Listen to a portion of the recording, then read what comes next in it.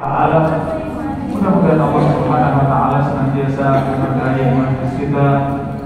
Allahumma 'allimna ma yanfa'una wanfa'na bima 'allamtana wa zidna 'ilma. Allahumma arzuqna 'ilman nafi'an wa rizqan thayyiban wa 'amalan mutaqabbalan. Allahumma aslih lana sya'nana kullahu wa la takilna ila anfusina tarfata 'ain. Saudara-saudari, Bapak Ibu, jamaah rahimani wa rahimakumullah. Kajian kita di kesempatan pagi yang mulia ini dengan tema karakter suami mempengaruhi perilaku istri. Ya, karakter suami mempengaruhi perilaku istri. Jamaah rahimahumullah, ini bahasan tentang fikih keluarga ya.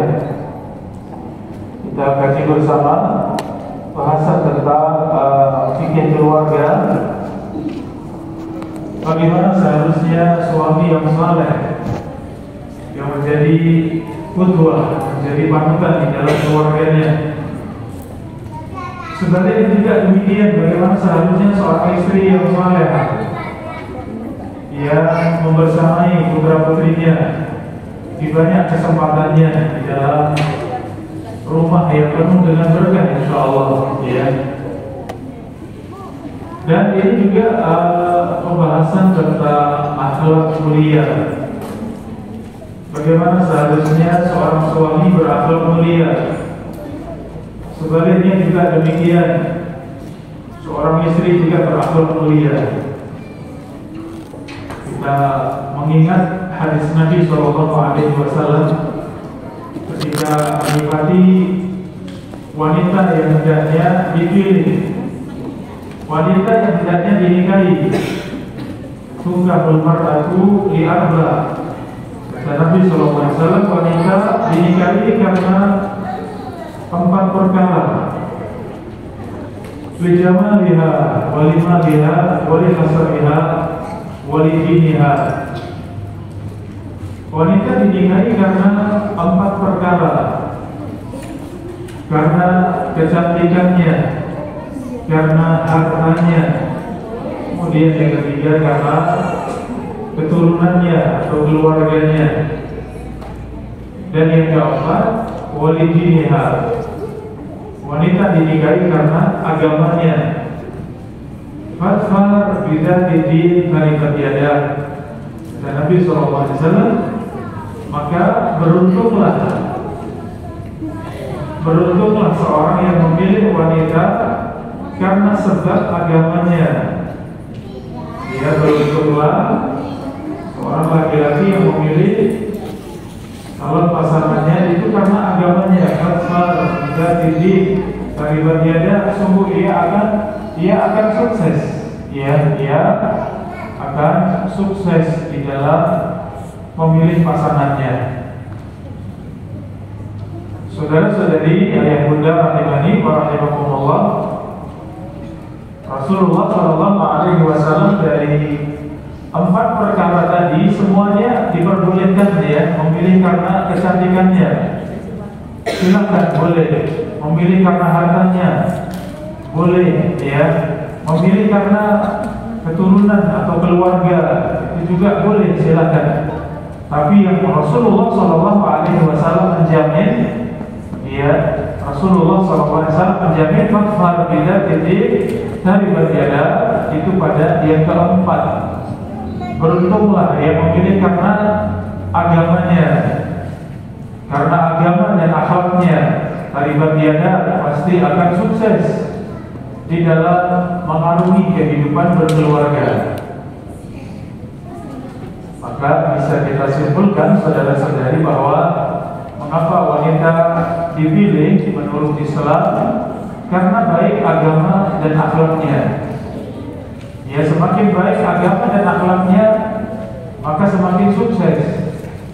Karena kunci suksesnya ada pada agama. Fatwa tidak didik dari batyada, maka beruntunglah yang memilih karena agamanya. Saudara-saudari rahimahumullah, Sebaliknya seorang wanita juga menerima lamaran seorang laki-laki. Karena apa? Atau karena apanya? Ternyata juga jawabannya sama. Idza ja'akum man tardawna dinahu wa khuluquhu fazawwijuhu. Jika datang kepada kalian seorang laki-laki, maksudnya datang kepada kalian wahai para ayah, para wali, datang kepada kalian seorang laki-laki yang baik agama dan akhlaknya. Ya, seorang laki-laki datang melamar putri. Dia melamar putri bapak, putri dari wali tersebut.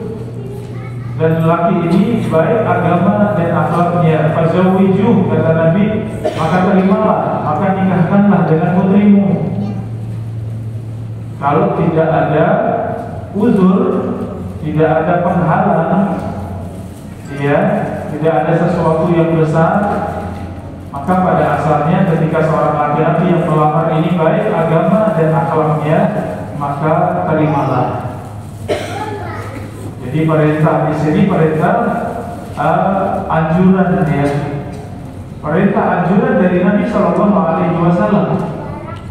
Ketika seorang laki-laki yang melamar itu baik agama dan akhlaknya, maka terimalah, dia terimalah lamarannya. Ini Bapak Ibu jemaah rahimakumullah, pernikahan di dalam Islam ternyata dibangun di atas agama dan akhlak.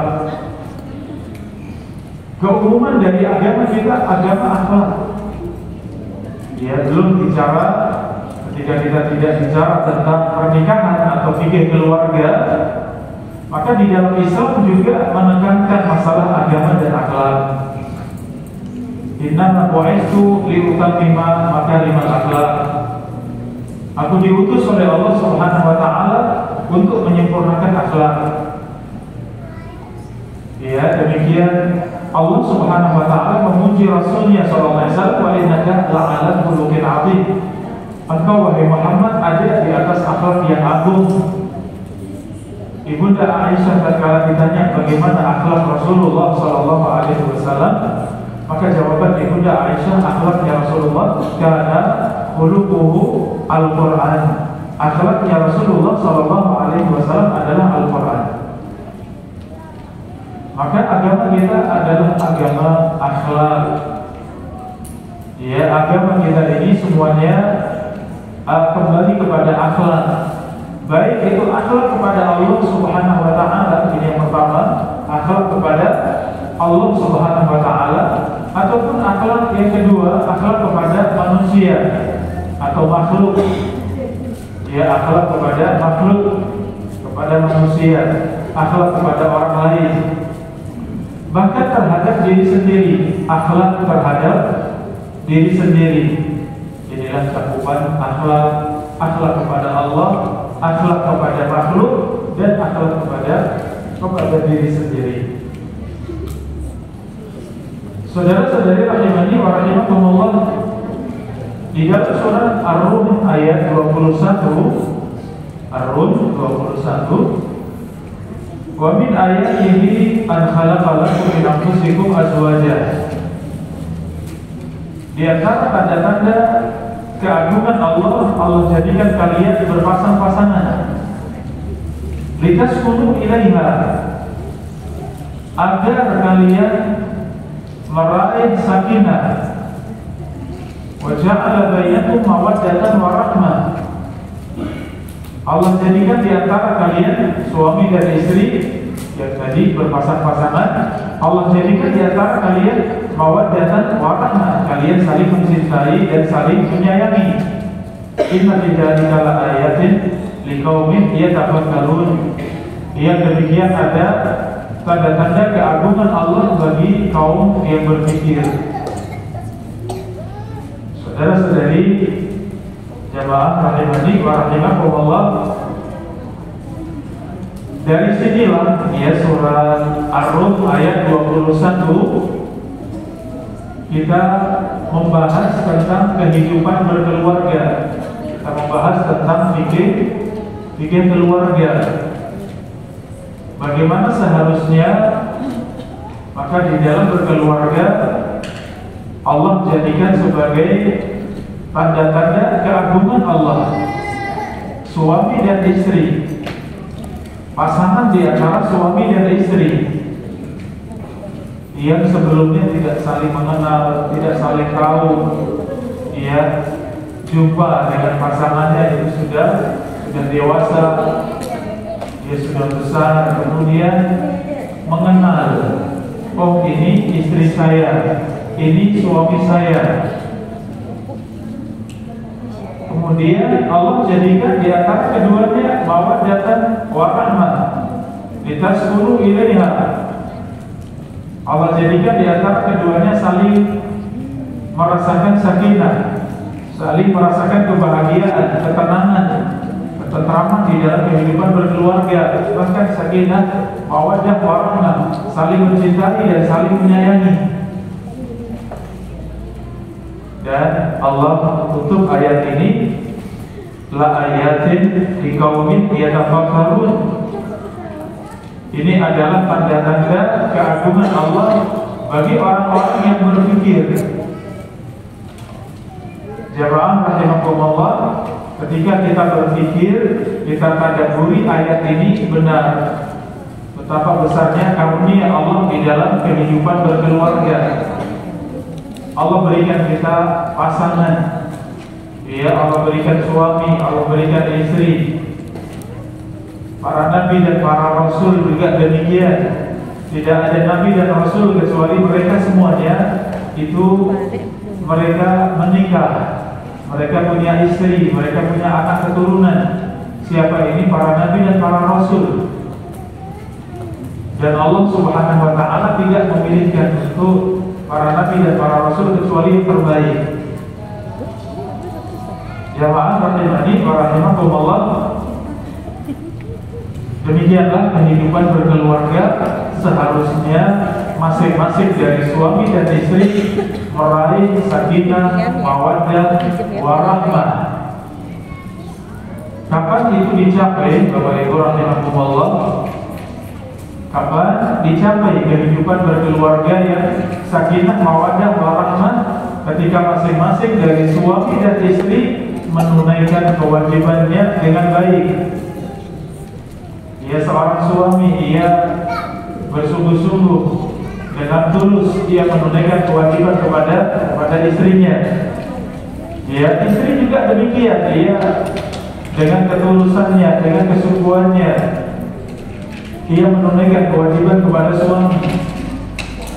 Kalau masing-masing dari suami dan istri menunaikan kewajibannya, apa yang didapatkan Bapak Ibu rahimahumullah? Ya, yang didapatkan adalah masing-masing saling merasakan sakinah, mawaddah, warahmah. Jemaah rahimani wa rahimakumullah, Rasulullah sallallahu alaihi wasallam beliau banyak berwasiat kepada kita semuanya, para suami dan istri. Ya, banyak berwasiat. Bahkan mendekati wafatnya, jika Rasulullah mendekati wafatnya, beliau terus berwasiat kepada umatnya untuk sampai kepada yang terbaik.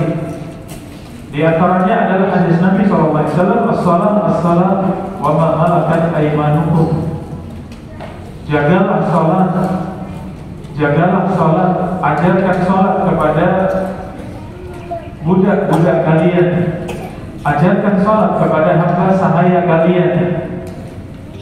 Dalam riwayat, hatta ja'ala Rasulullah sallallahu alaihi wasallam yughargiru biha sadruhu wa yakadu yafidu biha lisanuhu. Bahkan dalam keadaan dada Rasulullah sallallahu alaihi wasallam keadaannya sudah mendekati wafatnya, tapi Rasulullah sallallahu alaihi wasallam terus memberikan wasiatnya. Ini Bapak Ibu rahimahumullah, besarnya perhatian, ya, besarnya perhatian Rasulullah sallallahu alaihi wasallam, ya, besarnya perhatian Rasulullah sallallahu alaihi wasallam terhadap kehidupan berkeluarga. dalam semua syariat disampaikan, tidak ada yang terlewatkan kecuali semua syariat disampaikan. Kalau kemudian syariat di dalam berkeluarga, ya, bagaimana perhatian Rasulullah kepada kehidupan berkeluarga antara suami dan istri dari umat ini yang laki dan perempuan ketika mereka sudah menjalin kehidupan berkeluarga, maka banyak sekali wasiat Rasulullah SAW agar senantiasa menjaga keluarga sehingga diraih sakinah, mawaddah, warahmah. Rasulullah SAW bersabda, "Inna min akmalil mu'minina imanan ahsanuhum khuluqan." Sesungguhnya orang-orang yang beriman yang paling sempurna keimanannya adalah yang paling sempurna akhlaknya. Di antara orang-orang yang beriman yang paling sempurna adalah yang paling sempurna akhlaknya. Wa altafuhum bi ahlihi. Saudara-saudari rahimakumullah, Rasulullah menambahkan, siapa yang terbaik, yang paling bagus akhlaknya dan yang paling lembut kepada keluarganya. Keluarga kalau disebutkan di dalam dalil, maka yang pertama dari keluarga adalah istri. Ya, kalau disebut keluarga itu siapa? Yang pertama istri. Siapa yang terbaik di antara orang-orang yang beriman, yang paling bagus akhlaknya, dan yang kedua yang paling lembut kepada istrinya. Ya, yang paling baik akhlaknya, yang kedua ini para bunda ya. Bagaimana seharusnya seorang suami, ya para suami, para ayah hadir dalam kesempatan pagi yang berbahagia ini. Anda yang terbaik ketika Anda yang paling bagus akhlaknya kepada keluarga. Bahkan Rasulullah SAW menyifati al-tafuhu bi ahlihi, yang paling lembut kepada keluarganya. Karena berbicara akhlak tadi, keutamaan akhlak yang tadi kita sebutkan hadisnya, ya, keutamaan berbicara tentang akhlak. Maka siapa yang paling berhak mendapatkan akhlak yang baik, saudara-saudari? Siapa yang paling berhak untuk mendapatkan akhlak yang baik dari suami atau dari seorang laki-laki? Jawabannya istri, karena itu yang paling dekat, ya, namanya istri itu yang paling dekat. Ya, maka dibandingkan dengan temannya di kantor, sahabatnya di kantor, ya, maka siapa yang paling berhak? Ternyata jawabannya adalah, ya, yang paling berhak adalah istrinya ini. Maka istri disifati oleh Nabi yang terbaik di antara kalian, yang paling bagus di antara orang-orang yang beriman, yang paling bagus akhlaknya dan yang paling lembut kepada istrinya. Biar ini wasiat untuk kita para suami yang hadir, ya, yang mendengarkan kajian kita pada kesempatan pagi yang berbahagia ini. Ya, kita harus menjadi seorang suami yang baik akhlaknya dan yang lembut kepada, yang berlemah lembut kepada istri. Jamaah rahimakumullah, dalam riwayat yang lain, khairukum khairukum li ahlihi wa ana khairukum li ahli. Sebaik-baik kalian yang paling baik kepada istrinya, dan aku, kata Nabi, aku yang terbaik di antara kalian. Ya, aku yang terbaik kepada istri-istriku, yang terbaik di antara kalian. Saudara-saudari jamaah rahimani wa rahimakumullah, ini sedang berbicara tentang karakter suami. Bagaimana seharusnya karakter suami yang tadi pada tema yang kita angkat, ya, karakter suami itu sangat berpengaruh kepada perilaku istri. Ya, seorang suami yang akhlaknya mulia, akhlaknya baik, seorang suami yang saleh, bagaimana didapati istrinya pun, ya, karena suami sebagai imam, sebagai pemimpin dalam rumah tangga, kullukum ra'in wa kullukum mas'ulun an ra'iyatihi. Setiap kalian adalah pemimpin dan setiap kalian akan bertanggung jawab dengan apa yang kalian pimpin. Siapa di sini yang pertama? Suami.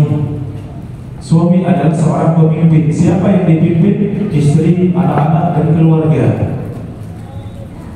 Ketika pemimpinnya baik, maka yang terjadi rakyatnya, anak buahnya juga baik. Sebagaimana hadis tentang hati, saudara-saudari, jika Rasulullah menyebutkan tentang hati, inna fil jasadi mudghah idza salahat salaha sa'iru jasadihi wa idza fasadat fasada sa'iru jasadihi. Di dalam tubuh kita ada segumpal daging. Jika baik segumpal daging tersebut, baik semua anggota badannya. Dan jika buruk segumpal daging tersebut, maka buruklah semua anggota badannya. Ala wa hiya qalbu, kata Nabi, segumpal daging tersebut adalah hati. Ya, segumpal daging tersebut itu hati. Saudara-saudari rahimani wa rahimakumullah, maka sebagai pemimpin dari badan kita semuanya, ada mata, ada telinga, ada lisan, ada tangan, ada kaki. Siapa yang memimpin? Hati. Kalau hatinya baik, apa yang terjadi? Semuanya baik. Hatinya baik, dia akan memandang yang baik, dia akan mendengar yang baik. Hatinya baik, dia akan berucap yang baik.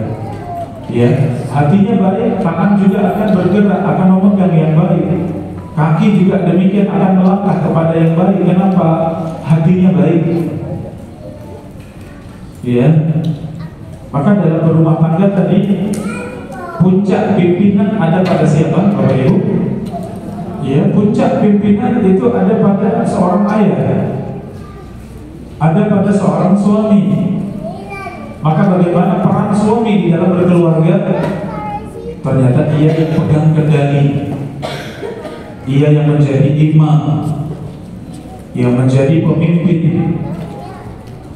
Maka kalau suami itu baik, suami akhlaknya mulia, suami itu saleh, bagaimana istri dan anak-anaknya?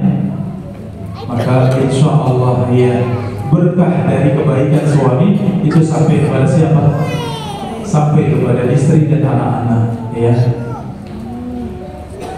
Kita lihat Rasulullah SAW seorang pendidik yang terbaik. Ya, Rasulullah adalah pendidik yang terbaik. Bagaimana kita dapati yang lebih luas sebelum keluarga? Bagaimana kita dapati para sahabat yang dididik oleh Rasulullah SAW? Bagaimana Bapak Ibu keadaan para sahabat? Allah sifati radhiyallahu anhu wa radu anhu. Para sahabat itu Allah ridho kepada mereka dan mereka ridho kepada Allah.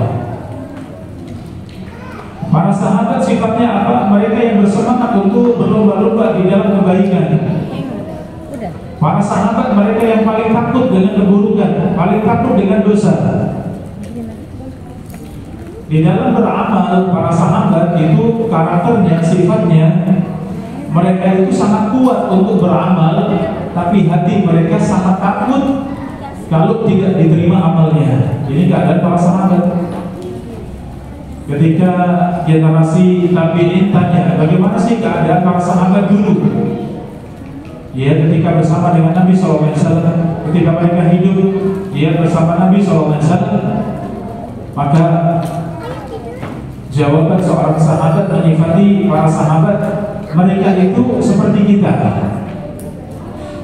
Para sahabat seperti kita, mereka juga bermain, mereka juga bercanda, mereka juga tertawa. Tetapi iman di dalam hati mereka itu bagaikan gunung. Ya, mereka itu sama.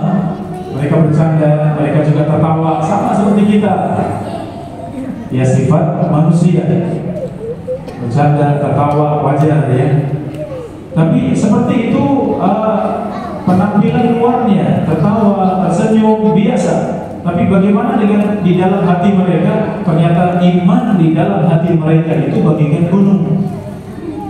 Subhanallah, sangat kokoh, sangat besar, menjulang tinggi. Ini iman di dalam hati mereka. Nah, pertanyaannya, siapa yang mendidik para sahabat? Bapak Ibu, siapa yang mendidik para sahabat? Jawabannya ternyata Rasulullah SAW. Sehingga suksesnya para sahabat itu karena sebab suksesnya siapa? Suksesnya Rasulullah SAW, sang pendidik, sang murabbi, ya, yang mendidik, yang mengajari mereka, yang memimpin mereka siapa? Rasulullah SAW. Perhatikan, ternyata kuncinya ada di mana? Baiknya para sahabat, kuncinya ada di mana? Kuncinya ada pada Rasulullah SAW sebagai pendidiknya. Anas bin Malik radhiyallahu anhu pernah bercerita, "Khadimtu Nabi sallallahu alaihi wasallam 10 sini." Aku mengabdi kepada Nabi sallallahu alaihi wasallam itu lebih dari 10 tahun. Aku membantu Rasulullah, aku mengabdi kepada Rasulullah itu lebih dari 10 tahun. Maka lali uffin waktu Rasulullah tidak pernah mengucapkan satu ucapan pun mengatakan ya, sekalipun tidak pernah mengucapkan itu ketika berhadapan dengan kami para pembantu, para asisten. Ya, wa taqala lima fa'alta hadza, lima tarakta hadza. Rasulullah SAW juga tidak pernah mengucapkan kenapa ini kamu kerjakan, kenapa ini kamu tinggalkan. Tidak pernah mengucapkan yang demikian. Ketika sahabat Anas diperintah oleh Nabi SAW untuk satu kebutuhan, Anas berjalan, segera ingin mengerjakan. Ketika sudah keluar dari rumah, ternyata melihat anak-anak bermain. Akhirnya Anas ikut main. Dia melihat teman-temannya main, Anas berhenti kemudian ikut main. Ternyata dari belakang datang Rasulullah SAW. Ya, dari belakang datang Rasulullah SAW. Kira-kira apa yang Rasulullah kerjakan? Ketika melihat Anas disuruh malah bermain, ya, tidak selesai urusannya, ternyata malah mampir main sama teman-temannya. Ya, maka kata Anas bin Malik, Rasulullah pun datang kepadaku, aku melihat Rasulullah SAW, beliau tersenyum, ya, maka aku segera mengatakan, sekarang wahai Rasulullah aku kerjakan, sekarang aku kerjakan, langsung, iya, berlari ingin mengerjakan apa yang diperintahkan Nabi SAW. Seperti itu Rasulullah marah tidak, coba? Tidak. Ya, Rasulullah pendidik yang paling sukses. Dan tadi suksesnya para sahabat. Kenapa Anas ini ia sampai menyifati demikian? Bagaimana Rasulullah mendidik para sahabat, bagaimana jadinya para sahabat, keadaan para sahabat, imannya para sahabat, ilmunya para sahabat, amalnya para sahabat. Ternyata kuncinya tadi ada di mana, Bapak Ibu? Ada pada Rasulullah SAW sebagai seorang pendidik. Nah, kita bicara rumah tangga.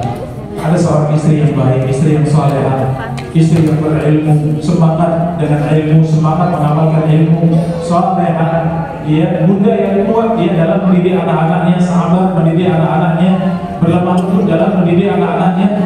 Sukses seperti ini kuncinya ada di mana? Kuncinya ada pada suami. Masya Allah. Kuncinya ada pada suami ternyata. Ya, ketika suami bisa memberikan contoh yang baik, setiap gerakannya itu contoh buat istrinya, setiap ucapannya itu contoh buat istrinya, semua yang dikerjakan itu contoh buat istrinya. Apa yang diucapkan itu diamalkan oleh suami. Ya, seorang suami yang tadi disifati oleh Rasulullah, ia terbaik kepada keluarganya. Ya, dalam riwayat yang paling lemah lembut kepada istrinya. Ini suami yang berakhlak mulia kepada istri. Maka kalau suami akhlaknya demikian, kira-kira bagaimana istrinya? Bapak Ibu rahimahullah, kalau suami dengan akhlak mulia seperti itu, apa yang terjadi pada istrinya? Iya, maka akan didapatkan juga istri yang salehah. Oh, ternyata banyak itu ada pada pemimpin dalam keluarganya. Sebagai imam, sebagai panutan di dalam keluarga siapa? Kita semuanya para suami. Ya, kita yang menjadi panutan di dalam keluarga. Maka baik dan tidaknya keluarga ternyata itu sangat besar kembali kepada siapa? kembali kepada suami. Jamaah rahimani wa rahimakumullah, dalam satu hadis yang diriwayatkan oleh Ibunda Aisyah radhiyallahu anha, Ibunda Aisyah mengisahkan, ini contoh ya. Ibunda Aisyah mengisahkan, ini min wara'i satri yadfa 'alaiha ba'du kalamiha. Ketika ada seorang wanita yang curhat kepada Nabi Shallallahu Alaihi Wasallam, aku di belakang sitar, aku di belakang pembatas. Ya, sehingga aku mendengar apa yang diucapkan kepada Nabi Shallallahu Alaihi Wasallam. Wahia taqul, ia mengadu kepada Nabi Shallallahu Alaihi Wasallam. Ia mengatakan, ilallahi ashku sa'labah, ilallahi ashku sa'labah. Wanita ini mengadu kepada Nabi SAW, hanya kepada Allah aku mengadukan tentang Sa'labah. Hanya kepada Allah aku mengadukan tentang Sa'labah. Siapa ini Sa'labah? Dalam kisah ini, Sa'labah itu suaminya. Jamaah rahimakumullah, seorang wanita curhat kepada Nabi SAW. Dan ucapan wanita ini, hanya kepada Allah aku mengadukan tentang Sa'labah. Artinya mengadu kepada Nabi, tapi hakikatnya itu adalah mengadu kepada Allah Subhanahu wa ta'ala. Fasami'aha Allahu min fawqi sab'i samawat. Maka Allah Subhanahu wa ta'ala mendengar ucapan wanita ini di atas langit yang ketujuh, di atas arsy. Allah mendengar ucapan wanita ini. Subhana man wasi'a sam'uhul aswat. Maka maha suci Allah yang mendengar semua suara. Allah yang maha mendengar semua suara, termasuk suara wanita ini ketika mengadu kepada Nabi, ashku ilallahi as-sa'labah atau sa'labah. Ilallahi ashku sa'labah. Hanya kepada Allah aku mengadukan tentang Sa'labah. Maka fasubhana man yuqithul lahafat, maka maha suci Allah yang mendengarkan keluhan hamba-hambanya. Wa qad qala ta'ala, kemudian Allah Subhanahu wa ta'ala berfirman, wa la tahsabannallaha ghafilan amma ya'malu zalimun. Janganlah mereka menyangka bahwa Allah lalai dari apa yang dikerjakan oleh orang-orang yang zalim. Innama yu'akhiruhum liyaumin tashkhasu fihi al-absar. Sesungguhnya kezaliman mereka diakhirkan sampai datangnya hari kiamat. Saudara-saudari rahimani wa rahimakumullah, ketika wanita ini mengadu tentang suaminya, maka dalam kehidupan sehari-hari banyak tidak Bapak Ibu para istri yang mengadukan tentang suaminya? Banyak tidak Bapak Ibu? Kalau yang hadir di sini insya Allah semuanya ya keluarga yang sakinah, mawaddah, warahmah, para istri yang salehah, para suami yang saleh, insya Allah demikian. Tapi kalau di luar sana, pasangan suami dan istri, banyak tidak istri yang mengadukan, yang mengeluhkan tentang suaminya? Banyak tidak? Sangat banyak.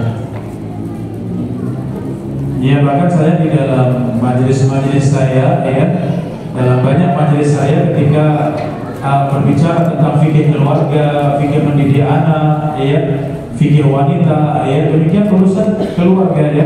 Banyak di antara pertanyaan ini, keadaannya bagaimana ini, suamiku demikian dan demikian. Yang lain lagi mengeluhkan, Ustaz, bagaimana dengan istriku yang ternyata dia tidak tahan kepada suami, dia selalu membantah, dia lebih pintar dalam masalah ilmu sehingga lebih mudah untuk membantah saya dan seterusnya. Banyak mengadu. Ya, ternyata pengaduan dari pasangan suami dan istri itu banyak terjadi. Sampai pada puncaknya ketika itu kemudian berpisah. Ketika itu bercerai. Adapun hadis ini menyebutkan tentang wanita yang mengadu kepada Nabi SAW. Karena yang paling merasakan baik dan buruknya suami itu siapa? Istri. Sebaliknya yang paling merasakan baik dan buruknya istri siapa? Para suami. Artinya pasangan ini yang Allah jadikan sebagai tanda-tanda keagungan Allah, ini harusnya sukses. Ya, pasangan suami istri ini harusnya sukses. Ia meraih sakinah, kehidupan berkeluarga itu sangat membahagiakan, sangat menenteramkan. Iya, suami dan istri itu mereka dengan ketulusan hatinya mereka saling mencintai dan saling menyayangi. Ini yang ada pada keluarga muslim. Kalau kemudian di dalam keluarga kok ada masalah, banyak masalah. Kalau ada masalah, semua keluarga ada masalah. Tidak ada yang benar-benar bersih dari masalah. Tidak ada, kecuali nanti masuk dalam surga ya. Kita bersama istri, bersama suami itu pasangan. Nanti ketika sama-sama masuk surga, maka itu pasangan kita. Iya. Tapi di dunia bagaimana? Tentu tidak ada yang sempurna. Dari bapak-bapak yang hadir, adakah yang bisa mengatakan bahwa istri saya akhlaknya sempurna? Ada yang bisa mengatakan demikian? Mungkin sepakat nggak ada ya. Karena dunia, ya, wanita di dunia kalau mau sempurna nanti masuk surga, sama-sama masuk surga. Baru ini istri saya, ini pemimpin para bidadari, ini yang paling sempurna. Iya, tidak akan ada kurangnya. Tapi di dunia, iya, pasti ya ada kurangnya, ada yang tidak mengenakan, wajar semuanya. Selama masih dalam batasan, ya dalam batasan itu sesuatu yang bisa ditoleran ya. Sama halnya kalau saya bertanya kepada ibu-ibu ya, adakah di antara ibu-ibu yang mengatakan suaminya benar-benar sempurna 100%? Ada tidak? Ada yang menjamin bahwa alhamdulillah suami saya sangat soleh, sangat baik, akhlaknya sangat mulia, sempurna, 100% sempurna. Ada yang demikian? Mungkin sepakat juga sama ya, tidak ada. Ya, tidak ada yang sempurna seperti itu. Ya ini. Sehingga apa? Artinya apa di sini bahwa kita di dalam berpasangan suami istri, ternyata wasiat-wasiat Nabi ini harusnya ada pada kita semuanya. Seperti sabda Nabi SAW, la yafruqu mu'minun mu'minatan in kariha minha khuluqan radiya minha akhar. Seorang suami la yafruqu mu'minun mu'minatan. Seorang suami janganlah mencela istrinya. In kariha minha khuluqan radiya minha akhar. Ya, kalau seorang suami benci atau tidak suka dengan akhlak istri, maka ia ridho dengan semua akhlak yang lain. Jamaah rahimahumullah, ini pesan Nabi SAW yang disebutkan di sini para suami. Suami jangan membenci kekurangan istri. Kenapa? Seandainya ia tidak suka dengan satu, dua dari kekurangan istri, maka ia ridho dengan semua kelebihannya. Ya, dengan jujur, bapak-bapak yang hadir, para ayah yang hadir, kekurangan istri kita mungkin bisa menghitung 1, 2, 3 mungkin ya. Tapi kelebihannya bisa kita hitung tidak? Mungkin tidak. Ya, kelebihannya mungkin tidak bisa kita hitung. Masya Allah ya, luar biasa. Mungkin kekurangannya misalnya suka teriak-teriak misalnya, ya. Tapi pintar masak, masya Allah, ya, merawat anak-anak, ya, menjaga rumah dan seterusnya, luar biasa. Gak bisa terhitung ya kebaikannya. Maka ini seharusnya hadir dalam hati seorang suami. Sehingga kekurangan itu wajar, karena kehidupan dunia pasti ada kurangnya, tidak ada yang sempurna. Kalau berharap sempurna nanti masuk dalam surga, bisa telah kesempurnaan.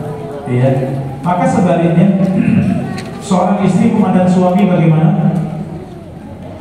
Harusnya juga demikian. Ada yang kurang, 1, 2, ada yang kurang, wajar, bersabar dengan kekurangannya. Tapi yakin bahwa kelebihannya sangat banyak. Ya, ini wanita yang tidak berakhlak mulia, Rasulullah sebutkan, lo asata ilaihi nadara thumma ra'at minka syarran qalat ma ra'aitu minka khairan qattu. Kata Nabi SAW,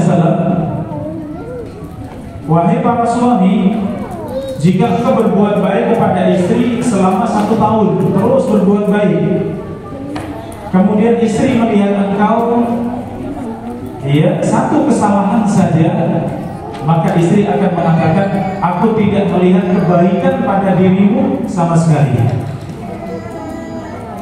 Ini sifat kufur ya. Ini warning ya buat ibu-ibu, ya warning buat para bunda.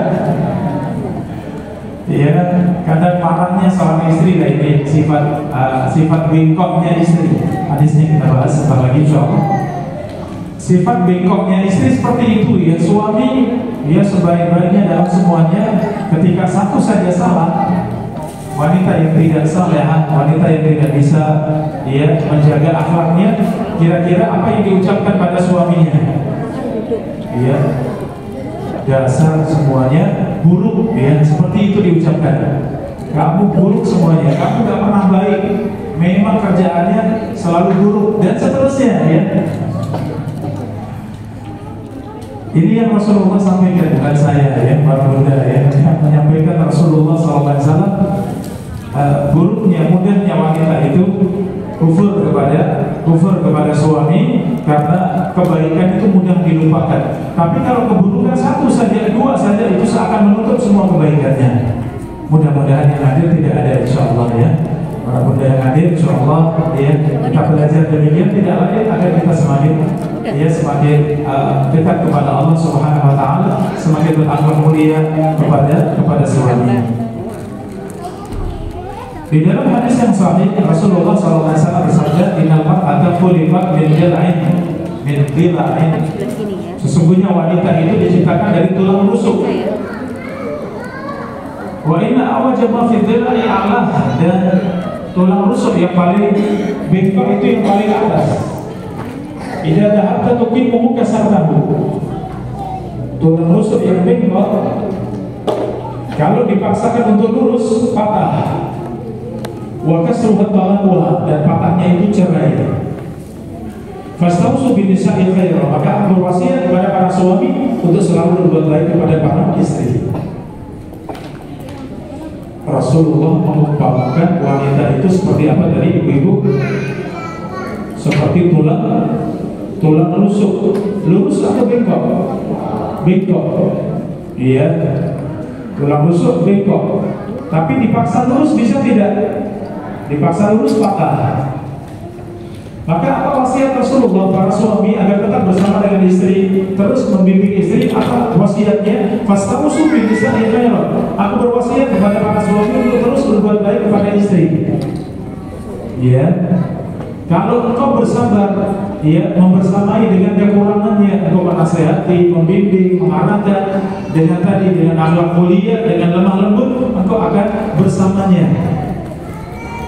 Tapi dengan bengkoknya seorang istri, engkau memaksakan harus lurus, maka apa yang terjadi? Suami, para laki-laki tidak akan bisa bersama dengan istri. Kalau berharap istri itu sempurna, berharap istri itu lurus, karena memang tabiatnya diciptakan dari tulang rusuk yang bengkok. Maksudnya diciptakan dari tulang rusuk yang bengkok ini bagaimana? Kata para ulama, yang pertama, memang wanita diciptakan dari tulang rusuknya Nabi Adam alaihissalam. Hawa, istrinya Nabi Adam, ibunda kita semuanya, itu Allah ciptakan dari apa? Dari tulang rusuknya Adam alaihissalam. Ini makna yang pertama. Memang asal usulnya wanita dari tulang rusuk, dan tulang rusuk itu bengkok. Tulang rusuk itu keras, dipaksa untuk lurus tidak bisa, patah, dan patahnya itu cerai. Maka laki-laki tidak bisa mengharapkan istri lurus. Ia benar-benar lurus tidak bisa, pasti ada kurang-kurangnya, pasti ada bengkoknya. Maka kita terus membimbing, mendidik, mengarahkan, menjaga dengan akhlak mulia dari lemah lembut. Seperti itu sikap kita seorang laki-laki. Makna yang kedua, wanita diciptakan dari tulang rusuk. Iya, yang bengkok itu maksudnya apa? Memang wanita diciptakan oleh Allah itu perangainya bengkok, sifatnya bengkok. Iya, ini. Iya, sehingga seluruh-seluruhnya wanita tetap ada sifat bengkoknya. Kata para ulama, walaupun wanita itu dengan ilmu agamanya yang sudah banyak, mungkin pendidikannya yang tinggi, dia belajar sampai selesai kuliah, mungkin lanjut di S2, S3, mungkin punya titel ya. Tapi bagaimana? Apakah kemudian menjadi lurus? Jawabannya tidak, tetap bengkok. Tetap ada sifat bengkoknya. Dan ini yang harus dipahami oleh para suami. Iya. Kenapa mudah sekali terjadi perceraian di dalam rumah tangga? Ternyata jawabannya apa? Karena laki-laki yang tidak memahami karakter seorang wanita yang memang Allah ciptakan dari tulang rusuk yang bengkok. Yang memang Allah ciptakan memang karakternya itu bengkok. Ya, ini. Sehingga tadi kalau istri Allah ciptakan dari tulang rusuk yang bengkok, diciptakan oleh Allah dalam keadaan memang bengkok seperti itu, bagaimana kita seorang suami tadi lurusnya karakter suami itu akan membawa keberkahan kepada istri, sehingga istri juga ikut menjadi baik. Karena apa? Baiknya suami. Ini yang menjadi tanggung jawab kita semuanya, para ayah, ya, para ayah yang hadir pada kesempatan kali ini, yang mendengarkan kajian kita pada kesempatan kali ini, ya. Tugas kita sebagai seorang suami, tugas yang besar. Apa itu? Memimpin keluarga, menjadi panutan dalam keluarga, menjadi imam di dalam keluarga. Saudara-saudari jamaah rahimani wa rahimakumullah, ya, hadis-hadis Nabi sangat banyak ya, mengisahkan bagaimana seharusnya seorang suami berakhlak mulia, seorang suami hendaknya menjadi suami yang saleh. Ada satu hadis yang sahih dari Muawiyah bin Haidah radhiyallahu anhu. Hadis dari Muawiyah bin Haidah. Ia bertanya kepada Rasulullah sallallahu alaihi wasallam, "Ya Rasulullah, ma haqqu zaujati ahadina alaihi?" Pertanyaan Muawiyah, "Wahai Rasulullah, apa haknya istri atas kami para suami?" Subhanallah, ya, biasanya yang ditanyakan itu apa kewajiban istri kepada kami, ya tidak. Para suami itu kalau tanya apa kewajiban istri kepada kami, apa yang harus dikerjakan para istri untuk kami, biasanya seperti itu. Tapi para sahabat mereka generasi yang terbaik, generasi yang paling mulia, sehingga keseharian mereka juga sangat mulia. Maka yang justru ditanyakan, mereka khawatir kalau suami itu tidak menunaikan hak kepada istri. Sehingga Muawiyah mengatakan apa? "Ya Rasulullah, ma haqqu zaujati ahadina alaina?" Wahai Rasulullah, apa haknya istri terhadap kami? Haknya istri. Maka jawaban Nabi sallallahu alaihi wasallam, "Antu ta'imaha idza ta'imta." Jawabannya, engkau memberikan makan kepadanya jika engkau memakannya. Artinya jika engkau makan, maka berikan juga kepada istri. Suami makan sate, istri diberi apa?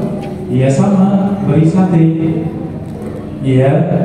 Suami makan enak, istri diajak makan yang sama, makan yang enak, ya. Maka kalau suami jajan misalnya, ya, jajan yang enak, jangan lupa siapa?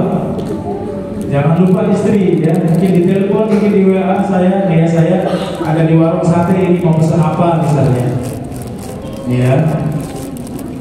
Kenapa? Karena ini haknya istri atas kita semuanya. Apa yang kita makan itu juga, ya, haknya istri untuk makan seperti yang kita makan. Kemudian watak suha ida iktasaita, ya, engkau memberikan pakaian kepada istri seperti apa yang kau pakai. Iya, kalau suami beli pakaian bermerek misalnya, bagaimana istri? Apakah cukup dari penjahit saja?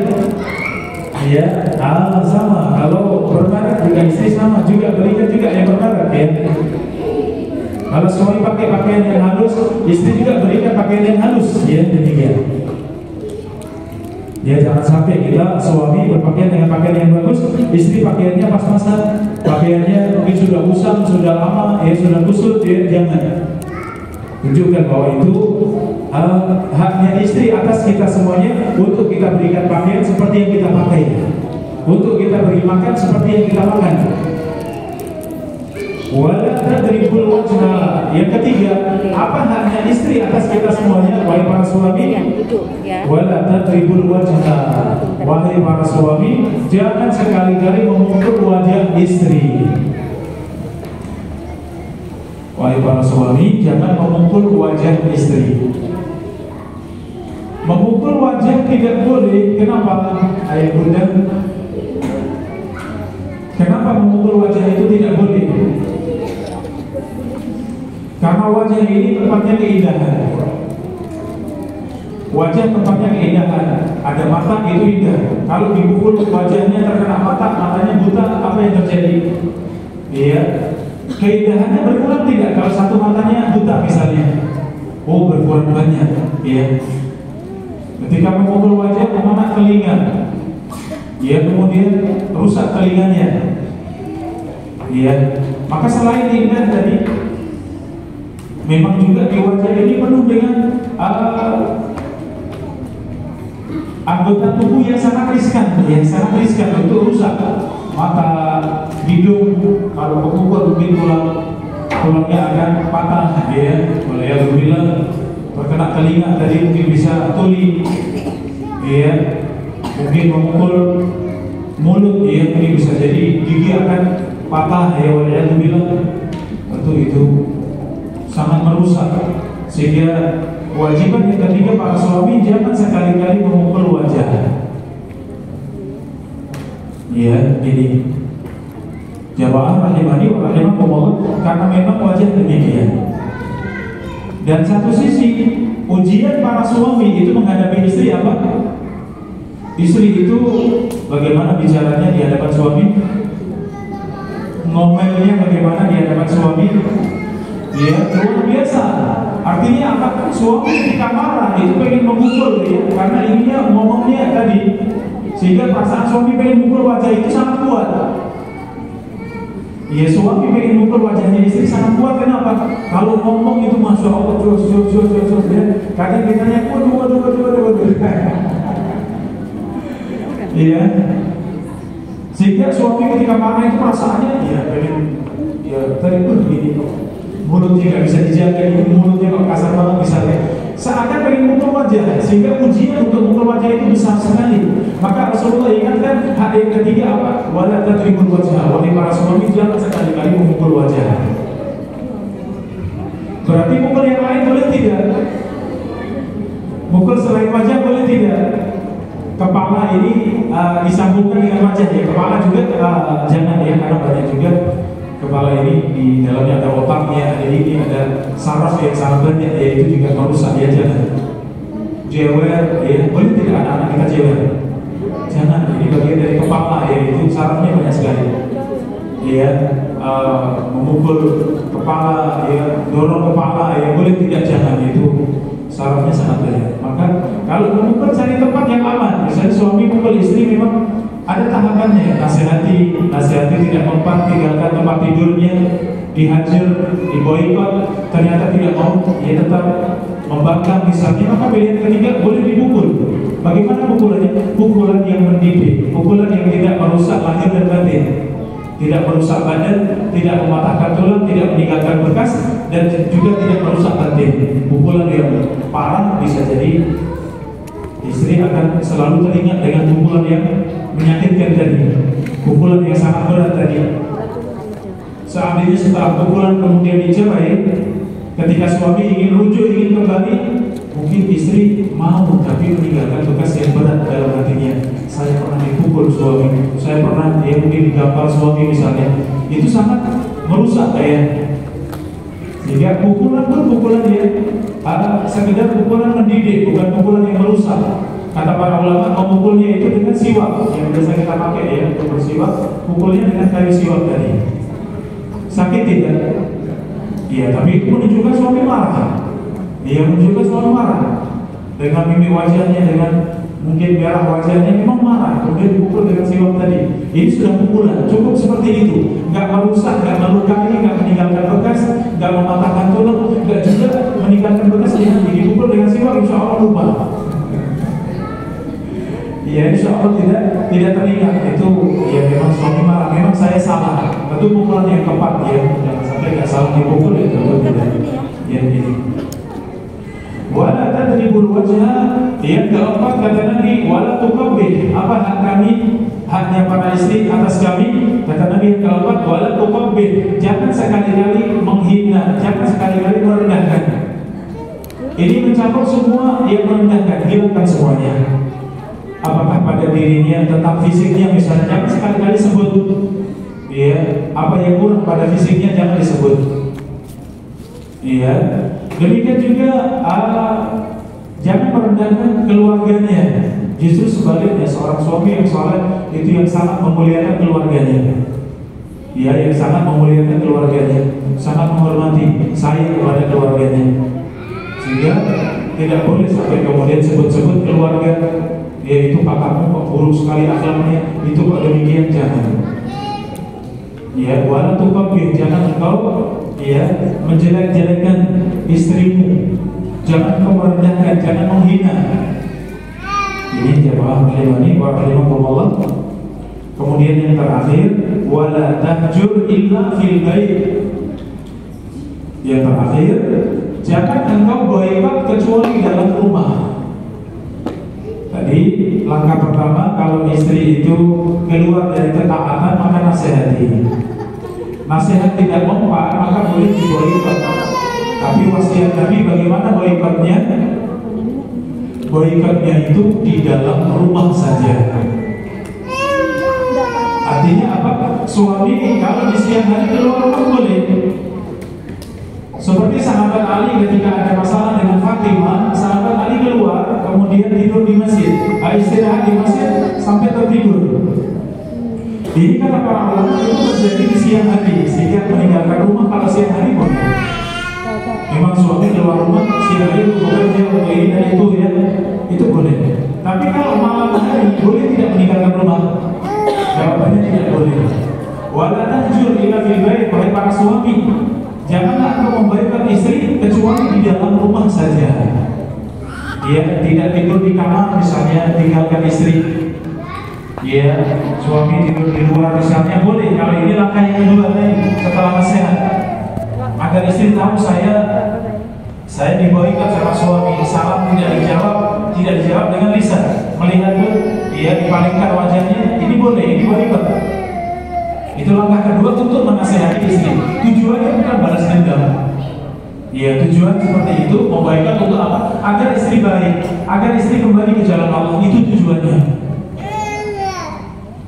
Maka batasannya ketika menghajar, suami marah kemudian kabur, nginap di hotel misalnya, boleh tidak? Boleh. Gak boleh tinggalkan rumah ketika menghajar. Suami marah kabur pulang ke rumah misalnya, ke rumah ayahnya, ke rumah ibunya misalnya, boleh tidak? Sehingga bermalam di sana, tidak boleh. Hajar itu hanya di rumah saja. Dia menghajar, memboikot itu hanya di rumah saja. Kalau masih dalam rumah silahkan. Dia di kamar sebelah, di kamar tamu misalnya, silahkan. Tapi kalau sampai keluar mau meninggalkan rumah, tidak boleh. Apa hikmahnya? Ya, karena ketika meninggalkan rumah tadi itu bukan menyelesaikan masalah, tapi justru masalah akan semakin besar, masalah akan semakin banyak. Ya, oleh karenanya yang demikian, ya tidak diperkenankan. Jamaah rahimani wa rahimakumullah, secara umum dia seorang suami yang saleh yang tadi disifati karakter suami itu berpengaruh kepada perilaku istri, maka bagaimana menjadi suami yang saleh? Jamaah rahimani wa rahimakumullah, di antara sifatnya kita sebutkan di sini, dia dalam urusan memberikan nafkah, berikan nafkah, dia semampu seorang suami, yang terbaik dari yang dimampu suami. Dia pada asalnya memberikan nafkah istri itu sesuai dengan kebiasaan istri di rumahnya bersama dengan orang tuanya.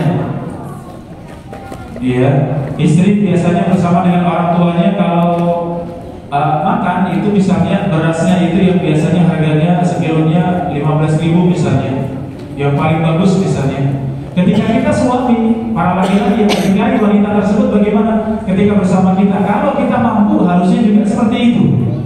Kita sediakan untuk makan istri apa yang biasa disantap dalam keluarganya. Itu kalau mampu, bahkan bisa lebih baik dari itu. Ya, bahkan kalau bisa lebih baik dari itu. Seandainya tidak mampu maka semampunya. Liyunfiq dzu sa'atin min sa'atihi. Ya, agar orang-orang yang luas hartanya hendaklah ia berinfak, ia menafkahi istrinya dengan kelonggaran hartanya. Wa man qudira 'alaihi rizquhu falyunfiq mimma atahullah. Dan barang siapa yang hartanya sedikit maka berikanlah infak kepada istri sesuai dengan kelonggarannya, sesuai dengan kemampuannya. Makanya istri ketika dilamar seorang laki-laki pun ia melihat bagaimana ekonomi laki-laki ini. Oh, ternyata dari keluarga miskin misalnya. Maka seorang istri, seorang wanita yang dilamar tadi, dia tahu bahwa saya dilamar seorang laki-laki hartanya sedikit. Ya, kalau saya menerima, berarti saya siap untuk menerima nafkah dengan sedikit harta yang dimiliki suami. Ya, ini. Jadi pada asal usulnya bahwa suami itu memberikan nafkah sesuai dengan apa ya biasa disantap, biasa disantap oleh istri dalam keluarganya, biasa dipakai, itu pakaian yang biasa dipakai dalam keluarganya bersama dengan orang tuanya. Kalau tidak mampu maka baru di situ kemudian turun sesuai dengan kemampuan masing-masing.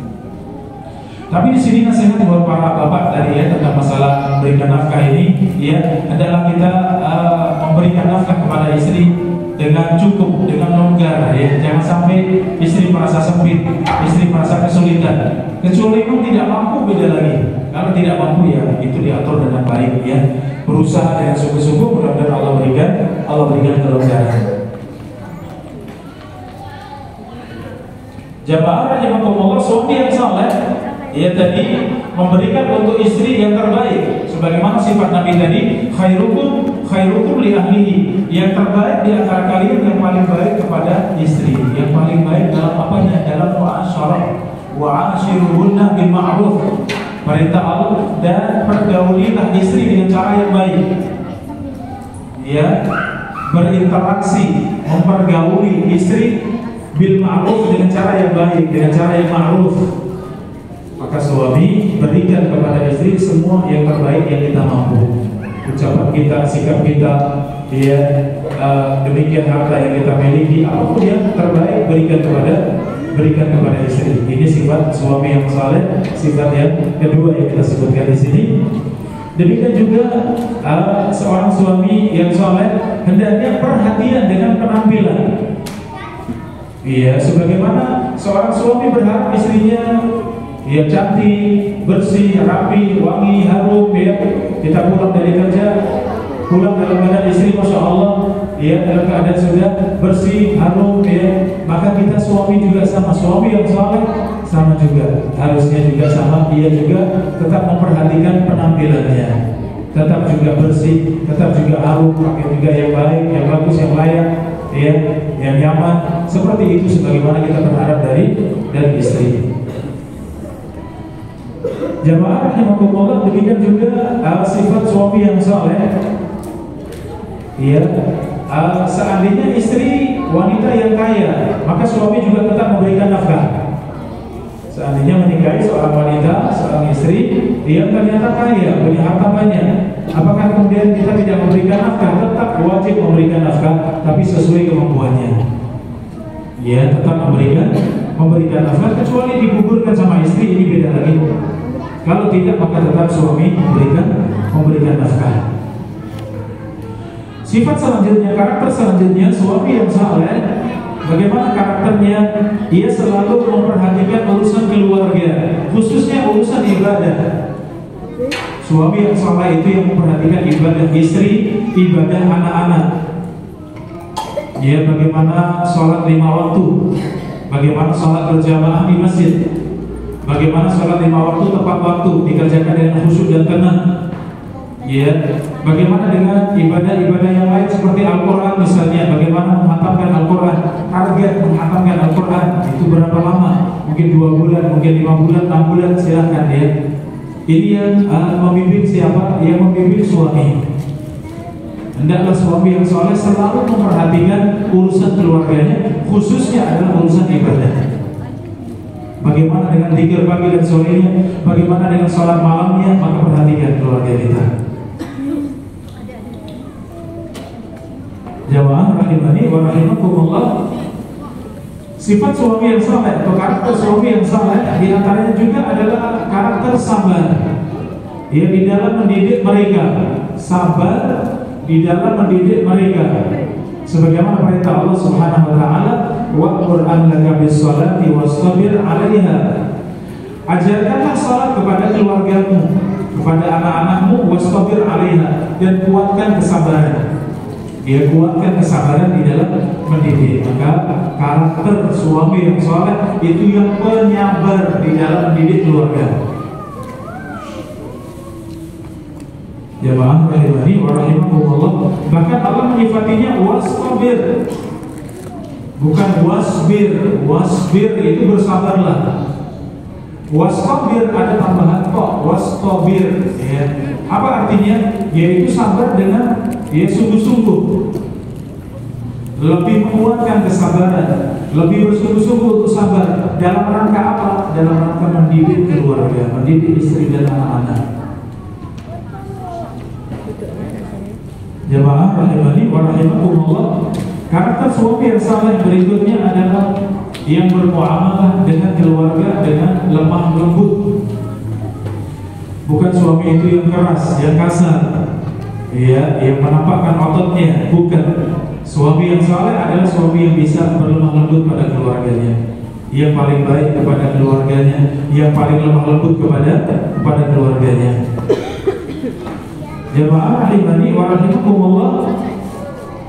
Yang terakhir, suami yang saleh adalah suami yang menjauhkan dari semua bahaya atas keluarganya. Suami yang menjauhkan dari semua bahaya pada keluarganya, baik itu bahaya dunia maupun bahaya agama. Ini kalau dalam tarbiyatul aulad, mendidik anak-anak, ya, dalam mendidik anak-anak. Kalau dari anak kita ada 1-2 tingkah yang sudah ternyata asing atau aneh, itu orang tua tidak boleh diam. Itu gak apa-apa misalnya. Wajar, anak-anak jangan. Kalau ada yang aneh langsung itu harus diselesaikan. Ini apa? Dari mana? Kenapa ada ucapan yang tidak pas misalnya? Kita orang tua harus langsung ini menyelesaikan yang seperti ini. Jangan dibiarkan. Wajar, anak-anak jangan. Dan ini tadi tugas suami ya, agar menjaga keluarganya dari semua bahaya, baik bahaya dunia maupun bahaya agama, bahaya akhlak ya. Kalau sudah mulai aneh-aneh, ini tanda sebenarnya. Bisa jadi yang tampak hanya 1, padahal sebenarnya yang ada pada anak itu banyak. Iya, anak sudah bertingkah yang aneh misalnya, jangan biarkan ini ada anak saya kok kemudian seperti ini. Kok sudah mulai kalau bicara sama orang tua kok kasar misalnya. Iya, kadang keluar kata-kata yang tidak baik lah. Ini segera ini dari mana ini? Diusut, cari dari mana ini? Kenapa terjadi seperti ini? Dan selesaikan. Ini tugas kita semuanya untuk mendidik keluarga, untuk menjaga keluarga dari semua yang buruk. Baik, sampai di sini Bapak Ibu jemaah rahimani wa rahimakumullah. Ya, kesimpulan kita bahwa tema kita karakter suami itu berpengaruh kepada apa tadi? Kepada perilaku siapa? Perilaku istri. Insyaallah ya, kemudian dengan kajian ini kita para suami sadar ya dan bersemangat untuk menjadi yang terbaik. Semakin kita saleh, istri akan semakin saleh. Semakin kita baik, insyaallah istri juga akan semakin baik. Demikian juga keluarga kita, anak-anak dan keluarga kita, insyaallah. Demikian Allah Taala a'lam bishawab. Terima kasih kepada guru kita Ustaz Muhammad Maulana Syekh Madin Taala. Ada beberapa pertanyaan yang masuk Ustaz, langsung Assalamualaikum warahmatullahi wabarakatuh. Ustaz izin bertanya, amalan apa saja yang dapat Anda lakukan sebagai seorang istri yang soleh sedangkan suami Anda sudah meninggal dunia? Allah Ustaz. Baik. Jamaah rahimani wa rahimakumullah, ya, kalau berbicara seorang wanita yang salehah, baik itu secara pribadi, ya, ataupun setelah berkeluarga, atau bahkan setelah ditinggal wafat suami, ya, maka wanita yang salehah, ya, di mana ia selalu menjaga batasan-batasan Allah. Ini sifat yang pertama, ya, selalu menjaga batasan-batasan Allah Subhanahu wa taala. Halal dan haram, perintah dan larangan, dia ini selalu ia jaga. Di mana ia mendahulukan perkara yang paling penting dari semua yang penting, yaitu tauhid kepada Allah. Maka fokus yang kedua adalah fokus kepada tauhid kepada Allah Subhanahu wa taala.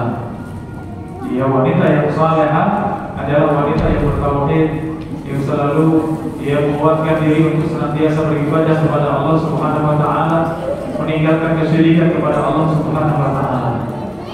Kemudian amal berikutnya setelah tauhid adalah salat. Saudara-saudari, amalan besar setelah tauhid pada Allah menjaga salat. Ya Bunda yang bertanya, salat yang Rasulullah sifati tidak salah asairu amalihi wa idza fasada sairu amalihi. Salat itu jika baik semua amalnya, dan jika buruk salat maka buruk semua amalnya. Ini salat. Maka amalan penentu adalah salat. Sehingga kalau Anda bertanya apa yang terbaik untuk kita kerjakan, maka setelah tauhid pada Allah jaga salat. Ya, jaga salat lima waktu, kerjakan tepat waktu, kerjakan dengan khusyuk, ya, kerjakan dengan baik, kemudian sempurnakan dengan yang sunnah-sunnah. Ya, kerjakan dengan yang sunnah-sunnah. Maka setelah tauhid, setelah salat, ya, maka semua kewajiban tadi kerjakan dengan baik. Setelah itu kemudian bersungguh-sungguh dalam perkara yang sunnah. Salat malam kalau masih mampu kerjakan, ya, menghatamkan Al-Quran yang tadi sebutkan, ya, menghatamkan Al-Quran, kerjakan. Ya, bagaimana Rasulullah berwasiat untuk bisa menghatamkan Al-Quran sebulan sekali, paling lambatnya 40 hari sekali hatam Al-Quran. Ya, para sahabat mereka minta kami bisa lebih baik 20 hari, 15 hari, 10 hari, 7 hari, 3 hari, jangan lebih cepat dari 3 hari. Ini semangatnya para sahabat. Kalau kita usahakan sebulan sekali, paling lambatnya 40 hari sekali hatam Al-Quran, berarti sehari baca berapa juz? 1 juz. Ya, kalau sehari bisa rutin 1 juz, alhamdulillah. Itu wasiat Nabi SAW untuk menghatamkan Al-Quran. Ya. Kemudian salat malam, ya, salat malam, puasa sunnah. Kalau masih mungkin puasa sunnah, zikir pagi dan sore, ya, salat duha, ya, ini amal-amal sunnah seperti ini kita kerjakan, insya Allah mudah-mudahan itu menjadi pengantar kita semuanya untuk sampai kepada husnul khatimah. Wallahu ta'ala a'lam bishawab. Pertanyaan selanjutnya, Ustaz. Ini pertanyaan dua namun sepertinya redaksinya sama. Assalamualaikum Ustaz, izin bertanya, bagaimana solusinya menghadapi suami yang keras kepala, tidak mau mendengarkan nasihat yang baik dan menang sendiri? Kemudian pertanyaan yang selanjutnya, Ustaz, sampai sama, apakah boleh istri balas dendam terhadap akhlak buruk suami, Ustaz? Balas dendam terhadap balas dendam.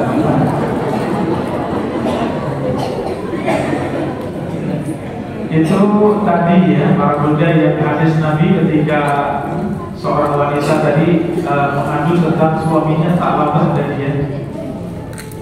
Ya, ilallahi ashku ta'labah, ilallahi ashku ta'labah, ya, kalau kita ya. Hanya kepada Allah aku mengadukan tentang ta'labah. Ya, tadi sudah saya sampaikan bahwa itu gambaran bahwa banyak dari kalangan wanita itu mengadukan tentang siapa. Para wanita itu banyak mengadukan tentang suaminya. Ya, sehingga Sehingga bahasan ini memang secara khusus untuk suami, tapi secara umum ya memang kita harus sama-sama memperbaiki.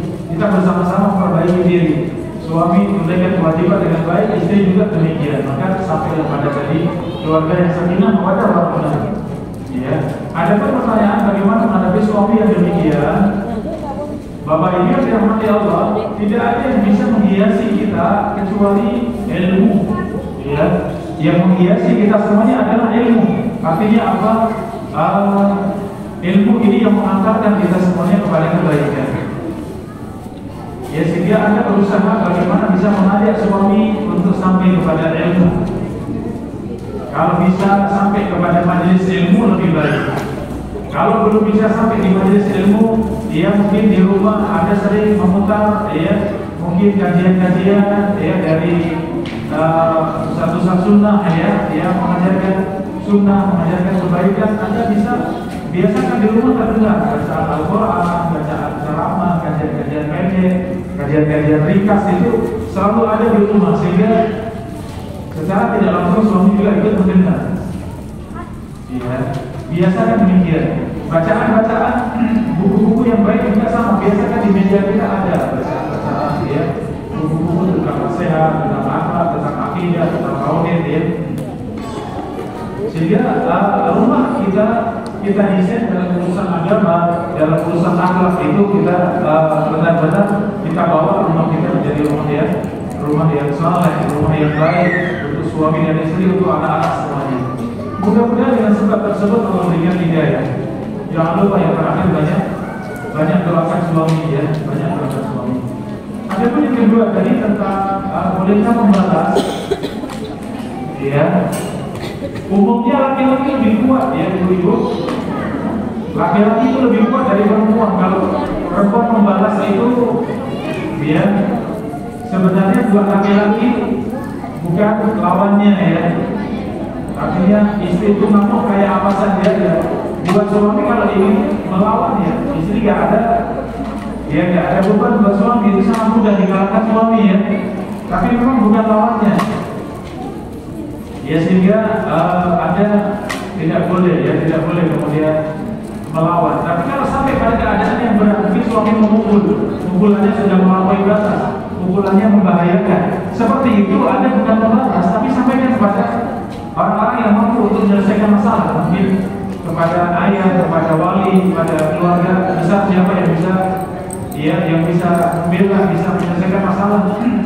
Bahkan kalau benar-benar itu tidak mungkin selesai, karena suami sangat kasar, suami sangat galak, ya, membahayakan fisik istri misalnya, maka istri boleh minta cerai kalau sudah benar-benar mentok, ya. Karena hidup berkeluarga ini untuk saling, ya, tolong menolong di dalam kebaikan. Ya, menikah itu bukan sekedar untuk melampiaskan syahwat, ya, tapi menikah itu dalam rangka untuk membangun rumah tangga yang mengantarkan kita pada surga, memiliki anak keturunan yang bermanfaat buat kita semuanya di akhirat. Itu juga berkeluarga di antaranya, bukan sekedar untuk tadi melampiaskan syahwat.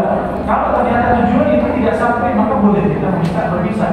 Kalau sudah mentok, tidak ada pilihan kecuali harus berpisah, maka silakan ajukan untuk berpisah. Suami tidak mau menceraikan, silakan datang ke kantor agama, maka mereka yang akan menceraikan. Itu yang disebut dengan khulu, ya. Khulu itu cerai atas permintaan seorang wanita, seorang istri. Itu jalan terakhir kalau yang tidak mungkin. Tapi kalau masih mungkin, dia dari damaikan, datangkan keluarga, nasihati. Kalau sudah tidak mungkin, baru kemudian pilihan terakhir adalah cerai. Tapi kalau melawan, jangan. Melawan itu bahaya, ya. Bukan tadinya ya, laki-laki sangat kuat di hadapan wanita. Allah Ta'ala. Nah, Ustaz, selanjutnya, Assalamualaikum warahmatullahi wabarakatuh. Izin bertanya, Ustaz, kalau suami anak kurang pemahaman tentang agama, bolehkah kita menasihatinya? Dan kalau dia kurang tenang dinasihati, berdosakah kita sebagai istri, Pak Ustaz, dengan marahnya suami? Jazakumullah khairan. Saudara-saudari rahimakumullah, mungkin tidak jauh dari yang sebelumnya, ya. Di dalam menasehati tentu ada adab-adabnya. Ada adab-adabnya. Yang pertama, niat karena Allah. Kenapa ada menasehati? Karena Allah. Yang kedua, ada menasihati suami tadi harus dengan ilmu, harus di atas ilmu. Apa yang ini Anda sampaikan benar-benar ilmu ya. Kemudian ketiga, hendaknya ada memakai metode yang benar. Menasihati itu harus dengan metode, dengan cara yang benar. Suami sedang capek, sedang suntuk, kemudian diingatkan, dinasihati, mungkin akan marah ya. Maka ada metodenya, ada caranya yang benar ya. Kemudian juga dia tahu situasi dan kondisi yang tepat yang untuk menyampaikan. Ketika istri sudah istirahat, sudah makan malam misalnya, ya, Anda buatkan teh yang hangat, minum segar, nyaman, ya, diajak bicara nyaman. Dari situ Anda bisa masukkan 1-2 nasihat. Ayo kita mulai belajar ilmu. Sampai kapan? Kita sudah semakin tua. Umur itu tidak ada yang tahu. Mungkin Allah panggil kita segera, kita tidak tahu. Dan mungkin bisa menerima. Kenapa?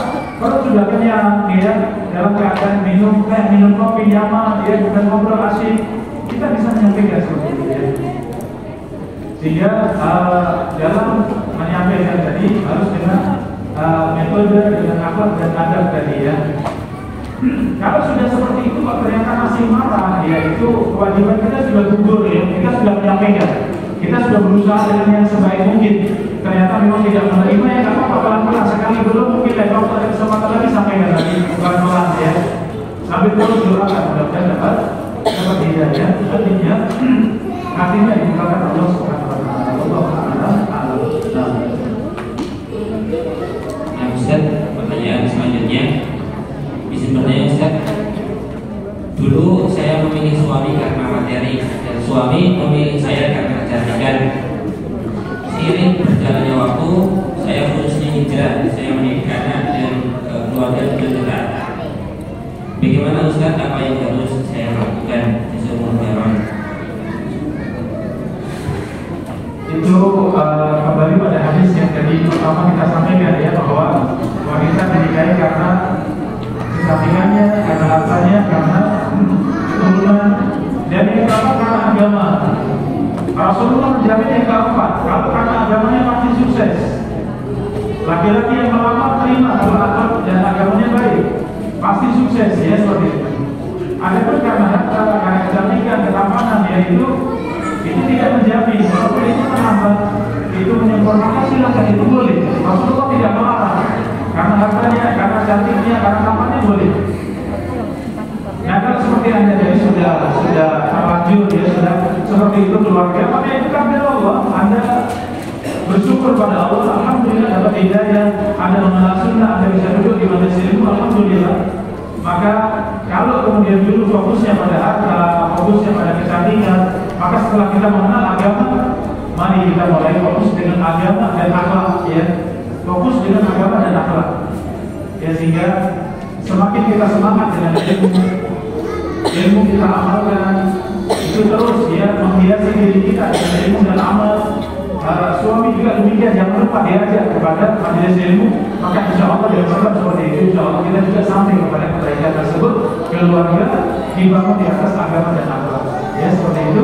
Intinya kembali kepada ilmu dan amal. Allah Ta'ala alam.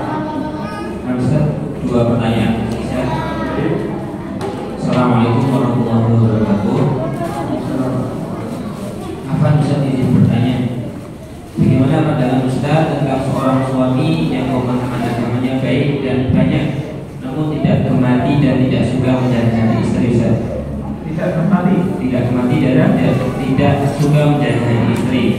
Tidak suka menjaga hati istri. Menjaga hati.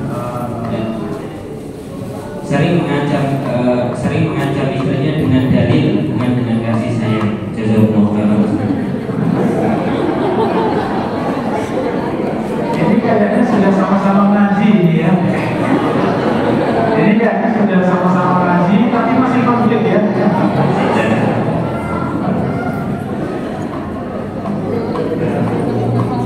Baik, keberkahan ilmu, saudara-saudari. Keberkahan ilmu itu dengan niat yang ikhlas ya. Maka fondasi dalam menuntut ilmu itu juga harus dengan niat yang ikhlas karena Allah ya. ringkasannya disodori tema untuk kajian kali ini. Temanya karakter suami mempengaruhi perilaku istri. Wah, ini kayaknya lumayan menonjolkan suami gitu ya. Tapi saya pikir insya Allah panitia dengan tulus membuat tema ini, insya Allah dengan ikhlas ya. Karena kalau ikhlas akan berkah, insya Allah sampai pada suami. Tapi kalau niatnya untuk mengebom suami, wah ini kayaknya nggak jadi.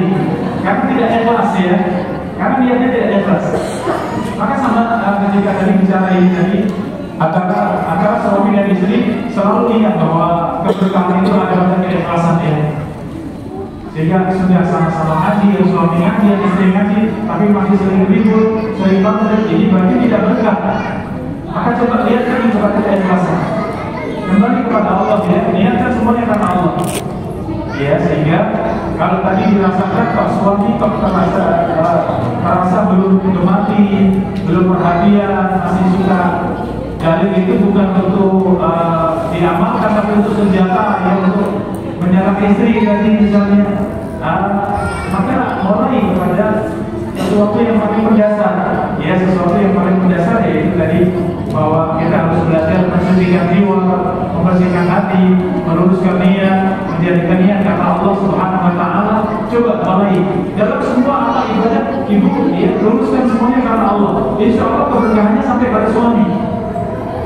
Ya, Anda tunjukkan bagaimana bakti kepada suami, taat kepada suami, layani dengan tulus karena Allah ya. Ketika kita mau amalan antara suami dan istri, kita berharap balasannya dari mana Bapak Ibu? Nah, di situ yang sering salah itu ketika ibu baik kepada suami itu berharap balasannya dari suami agar suami baik juga, agar suami membalas. Jangan berharapnya pada siapa? Kalau kepada Allah tidak akan kecewa. Tidak akan kecewa, karena pasti Allah akan membalas. Kita menasihati suami, mengabdi kepada suami, ternyata suami belum sadar, bisa tidak apa-apa, Allah akan balas dengan kebaikan. Dan balasan Allah itu dunia dan akhirat, yakin, dunia dan akhirat. Kadang dari suami mungkin belum berubah misalnya, tapi ternyata anak-anak Allah berikan anak-anak yang baik, yang soleh, taat pada ayah dan ibu, belajarnya lancar, masya Allah ilmu agamanya baik. Ternyata penyejuk mata bukan dari suami, dari siapa? Allah balas dari anak-anak, bisa saja. Jadi jangan sempit bayangan kita bahwa setiap amal kebaikan Allah balas dunia dan akhirat. Ya, maka seperti tadi ketika suami misalnya belum pun Anda tunjukkan akhlak yang baik, ya, ambil hati suami, dekat dengan suami, insya Allah mudah-mudahan kita akan ada bisa punya kesempatan untuk bisa menasihati, berikan ya 1-2 ilmu kebaikan, mudah-mudahan Allah berikan hidayah. Allah Taala akan bersama. Pertanyaan terakhir dari Bapak. Assalamualaikum Ustaz. Mohon izin bertanya, apa hukum istri yang suka mengeraskan suaranya terhadap suami? Tapi selesai. Masya Allah ya, ini ajab ini ya.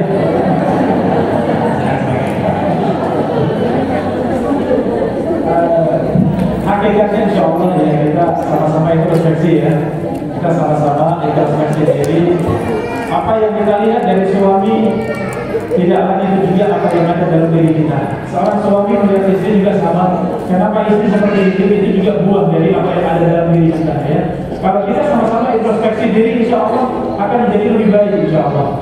Ya, tadi istri yang teriak tadi kalau bicara bentak, teriak ya, kadang dinasihati, ya ini saya memang seperti ini, bahwa saya memang seperti ini misalnya, ya kadang membela diri misalnya.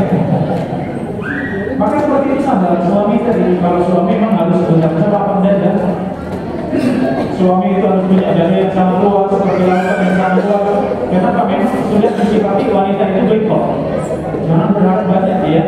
Kenapa? Memang diciptakan bengkok. Kita hanya membimbing terus ya, kita menasehati pelan-pelan, berlemah lembut. Itu yang akan kita dapatkan kebaikan dari istri. Tapi kalau kemudian kita, apalagi tadi seperti menyerang, mendalil, ya, kemudian memojokkan, itu yang terjadi bukan baik, tapi ya sifat bengkoknya tadi akan semakin menonjol ya. Sehingga jangan suami justru tunjukkan lemah lembutnya, sabarnya, tenangnya, ya, tidak mudah marah, tidak mudah dendam seperti seorang suami. Sehingga bersama dengan di sela-sela kesempatan dari bersama dengan bisnis, insya Allah bisa menasihati, ajak ke majelis ilmu, duduk di majelis ilmu, mudah-mudahan kita akan banyak membuat ya dalam sifat ataupun karakter yang ada pada kita semuanya. Baik, mungkin sampai di sini Bapak Ibu rahimahullah, ya majelis kita intinya tidak ada yang disamakan dari sini ya, tidak ada yang diserang. Kita sama-sama bicara tentang ilmu dari Al-Quran dan Hadis, bagaimana Rasulullah dan para sahabat ya, bagaimana berkeluarganya mereka semuanya. Ternyata itu sangat indah ya, dan semuanya kembali kepada masing-masing agar suami menunaikan kewajiban dengan baik, istri juga demikian menunaikan kewajiban dengan baik, maka diraih keluarga yang sakinah, mawaddah, warahmah. Wallahu ta'ala a'lam bishawab. Wassallallahu wasallam ala nabiyina Muhammad wa ala alihi wa sahbihi ajma'in. Wa akhiru da'wana alhamdulillahi rabbil alamin. Wassalamualaikum warahmatullahi wabarakatuh. Waalaikumsalam. Terima kasih kepada guru kami Ustaz Ahmad Yasimati Allah Ta'ala yang telah bersama yang telah menyampaikan sekali banyak faedah pelajaran pada kesempatan kali ini. Sedikit kami rangkum tentang kajian yang dia sampaikan. Pertama, pernikahan dibangun di atas agama dan akhlak.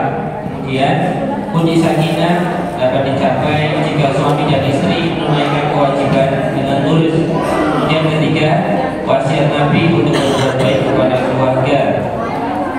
Kemudian yang keempat dan yang paling berhak mendapatkan kebaikan suami adalah istri.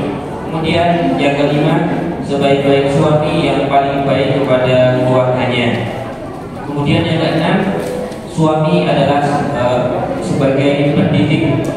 Kemudian ketujuh, suami istri tidak boleh membenci kekurangan pasangannya, tapi juga melihat banyak kelebihan dari pasangannya. Kemudian kedelapan, suami hendaknya memahami perangai yang baik pada istri dengan sabar. Kemudian kesembilan, lurusnya karakter suami adalah keberkahan bagi keluarga. Dan banyak sekali yang disampaikan oleh guru kita, bahwasanya suami memiliki tugas. Di antara tugasnya yang paling penting adalah memperhatikan urusan keluarga, khususnya dalam hal ibadah. Jazakallahu khairan kepada Muhammad Ta'ala yang telah menyampaikan banyak sekali faedah dan pelajaran. Semoga dapat kita amalkan dalam kehidupan sehari-hari, dapat kita amalkan dalam rumah tangga masing-masing. Jemaah rahimakumullah, mari kita